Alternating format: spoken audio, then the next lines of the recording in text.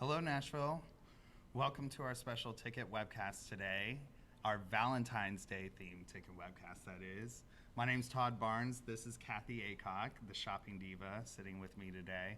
I'm filling in for Dave Paulson, who normally does our ticket webcast, but because of the Grammys this past week, he's a little tired. So I'm more than happy to help celebrate Valentine's Day with you. How are you today, Kathy? I'm doing great. Great. So, Kathy, I see that you did something strange, or something that people may perceive as strange, at the mall at Green Hills. Can you tell me what you did? Well, I've done a lot of weird things at the mall because that's sort of my beat, going to retail venues. But this particular day at the mall at Green Hills, I actually went up to random strangers and asked them to smell me. To smell you. I did. I had a variety of perfumes, and we did sort of a scent test, if you will. And, you know, perfume is a very romantic, Valentine-esque gift. But perfume designers, there are perfume designers just like there are couture designers for clothing, now include all sorts of exotic ingredients like tobacco and leather and things like that. And I get all of these press releases about the notes in each fragrance. And I always sort of giggle to myself a little bit because I don't know about you, but when I smell a perfume, I don't smell all those different notes in each scent. So I decided to test that theory. Can people really smell what is in a perfume, and which perfumes are really popular and which are not? Mm-hmm. Okay. And how did you pick the perfumes? Well, I wanted perfumes that had different notes that would be easily recognizable, but were not one-note fragrances. There are a lot of one-note fragrances out there where it's only lavender or it's only rose, but most fragrances have a top note, a mid or a heart note, and a base note. The base note is the note you usually smell the strongest. Once it dries down, it comes out. So I chose perfumes that had vanilla, that had musk, that had some gourmand, which are food-flavored smells that are pretty easily recognizable. So those were some of the reasons that I chose the scents that I did. Okay. Why don't we go ahead and take a look at that video right now? Doing a little scent check today. What do you smell? It's kind of sweet, kind of a fruity kind of smell. A fruity smell, okay. Would you be surprised to know it's really not sweet? It's lime, which is very citrus, basil, and mandarin. It's by Joe Malone of London. I like it. Yeah? It's not sweet. It's a bit, there's a little fruity, maybe citrus smell in there. But otherwise, I couldn't tell you, and I don't think I'd wear that one. It's not sweet. It actually starts out with a very sheer note. The middle note of this is some magnolia, but the bottom note is a musk, but the top and middle notes are ocean notes. It's Bond, and it is Sag Harbor. Do you wear fragrance? I do. What do you wear? I think it's pronounced Bulgari, but yeah. Yep, Bulgari. Okay. Have you ever bought fragrance for a woman? I have. Yeah, what'd you buy? I bought Dolce & Gabbana Light Blue. It smells like hairspray a little bit. Like hairspray? Okay. But it's florally. You're right. It's Flower Bomb by Viktor and Rolf. It's one of the most florally fragrances on the market today. Also, really, really popular for a floral. But I'm pretty sure that hairspray is not one of the top notes. Really? Yeah, I'm pretty sure they'd be mad at me for saying that. That's all right. Well, it's sweet. Sweet. I mean, what does it smell like to you? Not lilacs. You smell again. I'm not too sure. There's a lot going on there. It's actually lime, basil, and mandarin. Is that right? Yeah, so it doesn't have a lot of floral in it. It's not really sweet, but obviously to you it does smell sweet. It smells a little sweet. No, I'm a chef, so it's funny. I didn't recognize any of those. You're a chef, yeah. and you didn't smell the lime and basil in there. I did not, but that do you now that I've said that? I do now. Yeah, you do now. And I'm a little embarrassed that I do now. That's okay.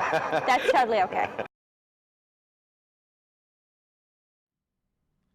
So, Kathy, that looked like a lot of fun. How much fun did you have? Yeah, it was fun. It really was. I was surprised at how really easy it was for folks to smell me or smell the perfume. They were really open to it. And it was surprising to me as well. I think you saw in that video, you know, guys are really open to buying perfume for women.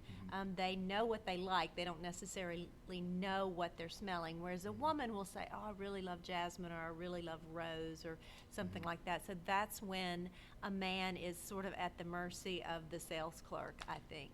So what sort of results did you collect? What did most of the people that sniffed what you had liked? What? Men tend to like musky, deeper fragrances. Women, older women especially, and this is no surprise, tend to like florals that are powdery.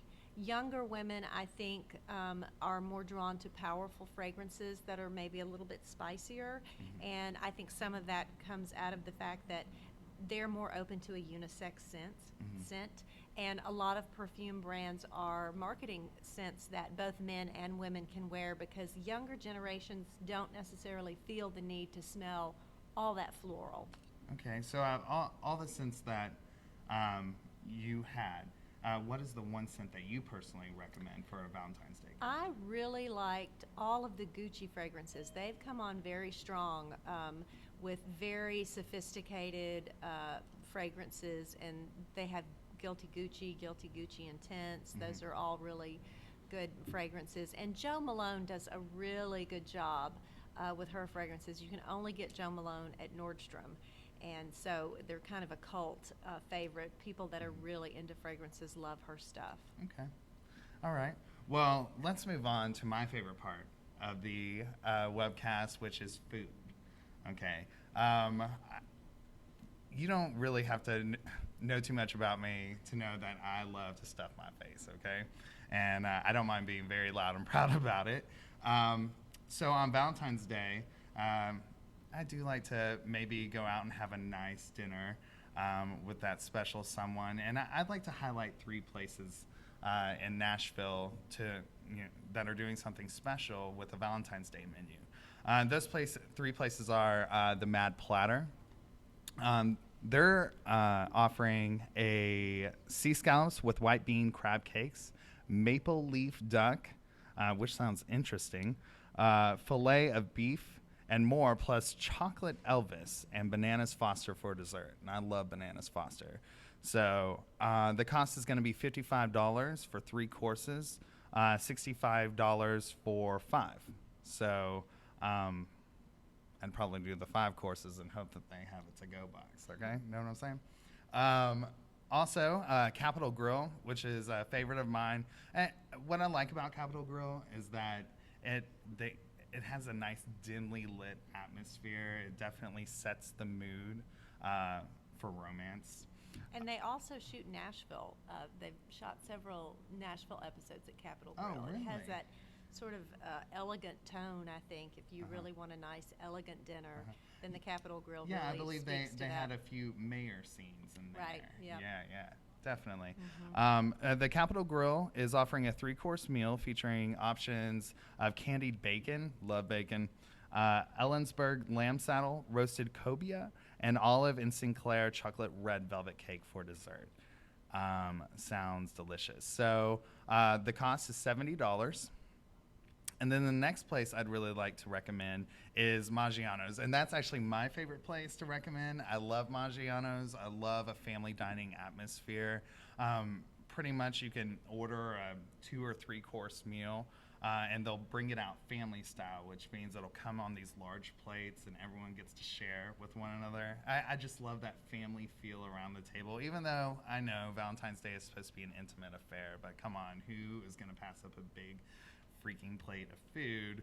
And I just love Maggiano's. I love Italian food. I mean, at least it's red pasta sauce for Valentine's Day. Well, I think you can't go wrong with spaghetti, because I always think about Lady and the Tramp and that classic love scene where they're slurping the spaghetti and their 2 noses meet. And I guess for me personally, when you're young and you're in a relationship, you live on pasta. And so I have a lot of romantic memories about pasta. Now that I've been married 25 years, my husband and I tend to not go out to dinner on Valentine's Day because it's so crowded.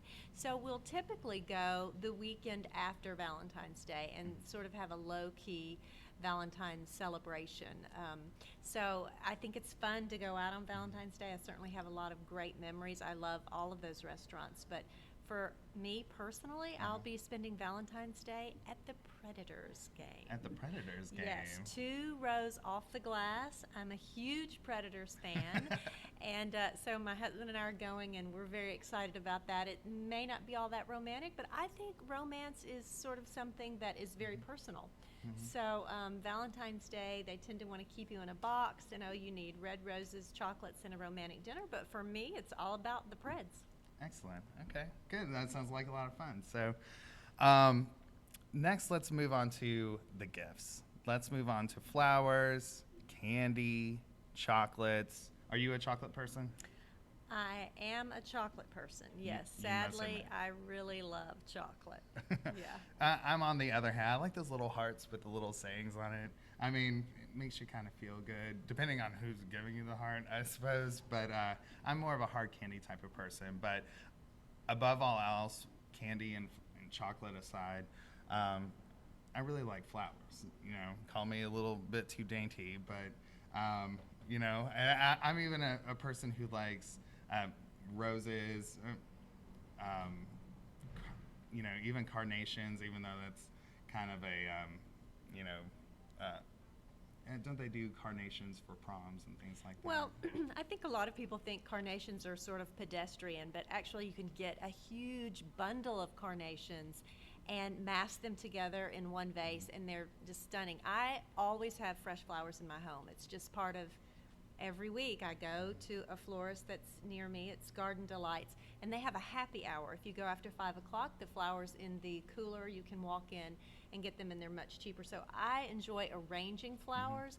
My favorite flowers, even though I know red roses are the hit of Valentine's Day, I really love hydrangeas. I love that big blousey flower, and they're just very southern. So I really enjoy that. But I think you've got some Valentine prices that Miss Cheap looked up for us. I do. Our bargain hunter, Miss Cheap, came out with an article today on what are the flower ranges for just generic roses around Nashville. I believe she searched the Sunday ads in the Tennessean, as well as doing some online research and calling a few local places. And this is what she came up with. So bottom line is it's pretty much pick your price day for flowers. With grocery stores now offering, such as Kroger and Aldi, bouquets of flowers, bottom line, that's the place you want to go to save, money for flowers. It's definitely your grocery store. But the range is anywhere from $9.99 to $85. And that's for a dozen roses.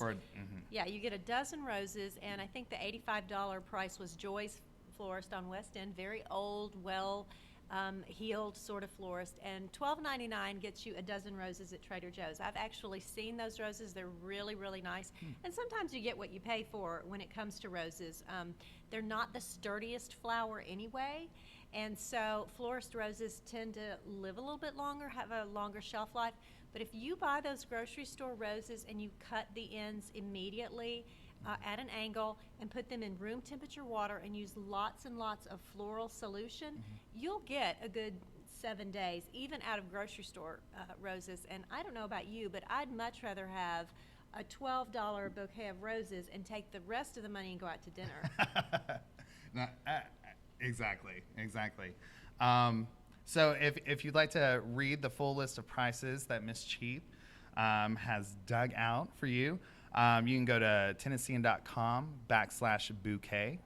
And also, if you're interested in looking at our gallery of restaurants where you can go dining on Valentine's Day, you can go to www.tennessean.com/romance. That's going to wrap up our webcast today. Like I said, Dave Paulson is out this week, but he'll be returning next week for our regular webcast of The Ticket. Kathy, I want to say thank you for joining me today. Thank in you. this. Happy Valentine's Thank you. Happy Day. Thank you Valentine's for Day to having you. me. No problem. And we'll see you next time. Go to Tennessean.com to watch any of our previous webcasts. Thank you, and happy Valentine's Day.